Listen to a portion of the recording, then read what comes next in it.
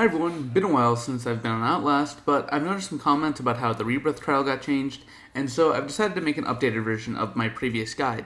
Now, this is going to be a bit more of a walkthrough style guide, so if there's any inaccuracies, please let me know, and I did add info from extra Rebirths I did after the fact, but I'll pin a comment with any info that I missed. First, I'll recommend some equipment, but this is all personal choice, and none of this is absolutely necessary or anything like that. But you're going to want the slippers as your first amp, because there is glass everywhere. And I usually run invisible as my second amp since it makes it less stressful to gather info while hiding, and the last amp should be last chance, just for that extra safety net. I also recommend running the heal amp since healing items are pretty scarce, but the stun amp is also a pretty solid choice. Blind one is a little riskier as it's more of a plan ahead kind of rig as opposed to on the spot saving, but it's still not too bad of a choice either. When you first start the Rebirth trial, you'll be met with two boxes on the table. Your objective is to take the boxes to the rooms on their corresponding sides. Box on the right goes to the right, and box on the left goes to the left. Now, unlike previously, there are no longer any metal doors to open with levers, which makes it a little easier, but those doors can be replaced by other kinds of doors. The doors were sound gates, so if I made too much noise, they'd close, so they weren't as easy to rush. Also, the lights turn on and off, and you'll hear a countdown when the lights are turning back on, and it'll just say off when the lights are turning off. Off. 5, 4, 3, 2, 1, on. Now, I took the approach of immediately rushing left of the box and kind of played it by ear. If I heard the tense music play indicating I've been heard, then I played it slow and hid. Otherwise, I tried my best to take routes where I can't hear any enemies nearby.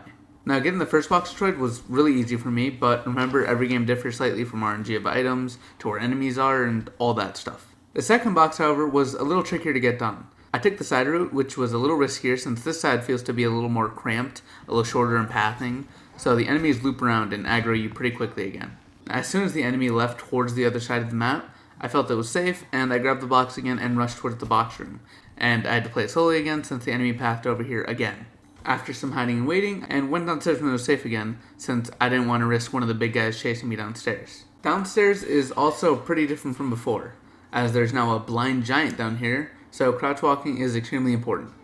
Once you take note of the key symbols you'll need up here on these monitors, you can enter the courtyard, which this gate can also be a sound gate, and it's kind of just luck based, so keep that in mind and adjust accordingly. Now in this courtyard, there's a Night Stalker, and one behavior to keep note of with the Night Stalker is that he'll occasionally just stop and crouch somewhere to survey the area. You can use this to your advantage, and as long as you don't make any noise or cross his line of sight, he won't really notice you walking around. And if he does spot you, your best chance is to lose line of sight by looping around the gazebo or something like that, and once you're out of line of sight, hide and wait for him to leave the area from you. Now, your main goal in this courtyard is to find the bodies with the symbols you saw previously. If you search the wrong body, you'll take damage and make noise, which could alert enemies. Now, once you find the two correct bodies and get the keys, you can return to the two doorways and unlock the doors, but still be careful as the blind giant is still around here. This section stays pretty much the same as before, but with an additional part. Let's start with that. Along one of the routes, there's a dark courtyard, once again with the Night Stalker. However, this time there's also more enemies that spawned in around here, including Miss Gooseberry, Coil, and the baby dude with the gun. I think his name is like Franco something.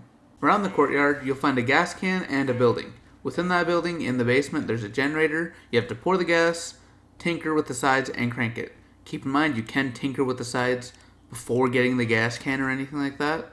So if you want to do that ahead of time, go ahead. It's all kind of just how you want to play it. That's pretty much the main objective in this section. However, there can also be a radio here, so listen out for that and make sure to tune it while you're here so you don't have to come back here, because honestly, this area is kind of a pain in the ass.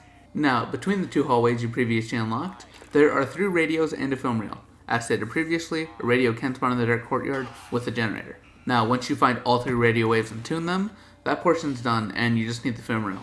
Finding the radio waves isn't too bad as you can just walk around and listen for them, as you'll hear staticky speaking, either saying I, lamb, or spider. I believe those are the 3. Now, the film reel, which just like the radios, can spawn anywhere between the 2 hallways. I found the film reel both times just a little bit past the projector room, and it was just in the same general area.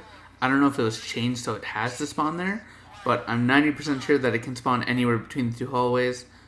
So if you don't find it in there, just kind of wander between the 2 halls, You'll eventually find it either sitting on a couch or a table or something like that.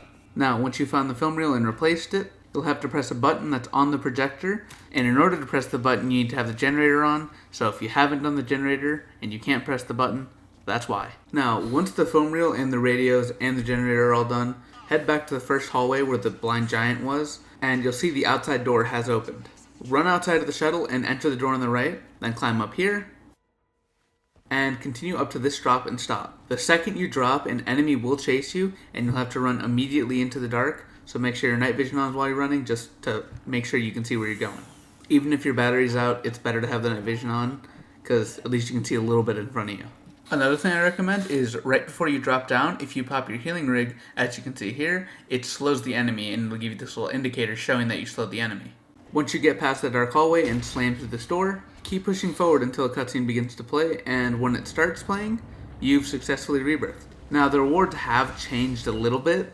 The rewards I got were an outfit and 50 stamps for the new U catalog, which is relatively the same, but because they got rid of the money system from when the game first came out, you get the stamps instead now. If you have any extra info that I missed, please be sure to let me know and correct any mistakes I made during this video. I'll also be sure to add any extra info I get in the comments. So, yeah. Thank you for watching, and I hope you enjoyed, and have a good one. See ya.